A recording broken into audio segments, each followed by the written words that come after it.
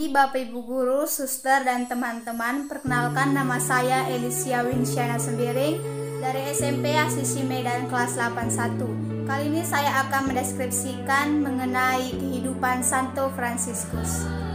Santo Fransiskus dari Asisi. Santo Fransiskus adalah seorang santo yang sangat luar biasa.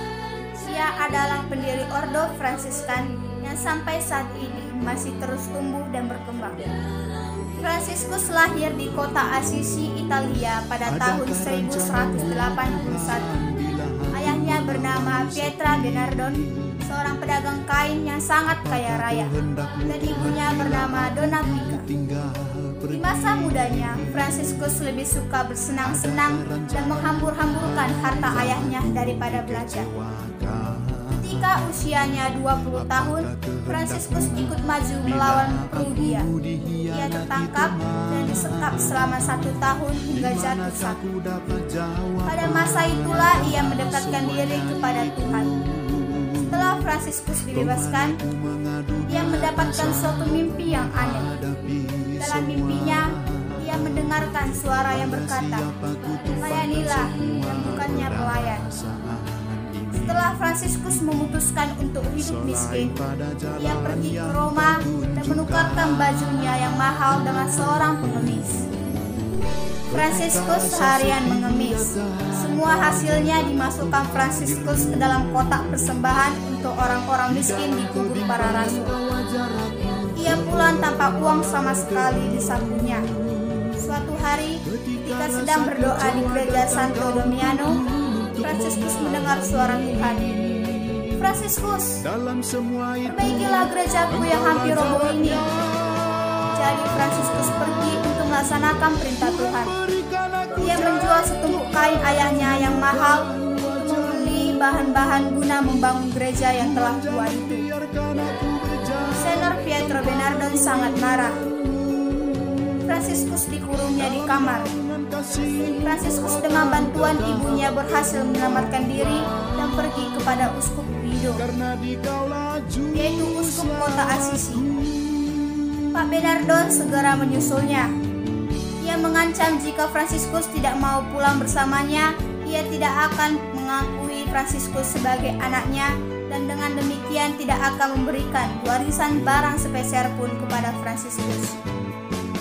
Mendengar itu, Fransiskus malah melepaskan baju yang menempel di tubuhnya dan mengembalikannya kepada ayahnya.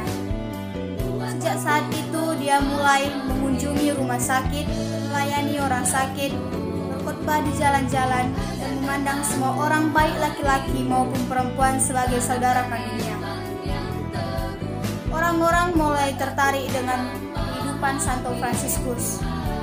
Hingga pada tahun 1209, ia memperoleh restu dari Paus mendirikan Ordo Fransiskan yang mendasarkan hidup mereka pada kesejahteraan dan kemiskinan, seperti kata Yesus. "Jikalau engkau hendak sempurna, pergilah, jualah segala milikmu, dan berikanlah itu kepada orang-orang miskin, maka engkau akan beroleh harta di sorga. Kemudian datanglah kemari dan ikutlah aku." Fransiskus amat kudus. Ia tidak lagi melihat perbedaan di antara semua makhluk ciptaan Tuhan.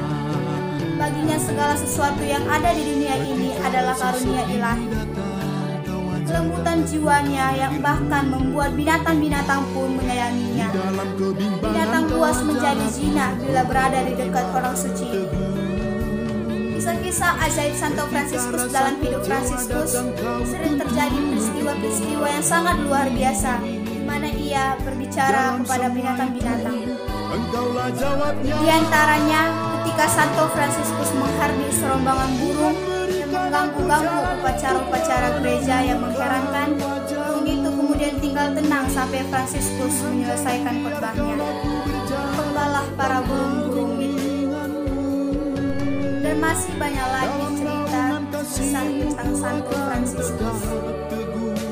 Dari cerita ini, saya dapat mengambil kesimpulan bahwa kita sebagai manusia harus seperti Santo Fransiskus, yang saling tolong-menolong, saling mengasihi, dan saling berbelas kasih sesama manusia maupun sesama makhluk hidup lainnya. Sekian dari saya, Elisia. Terima kasih.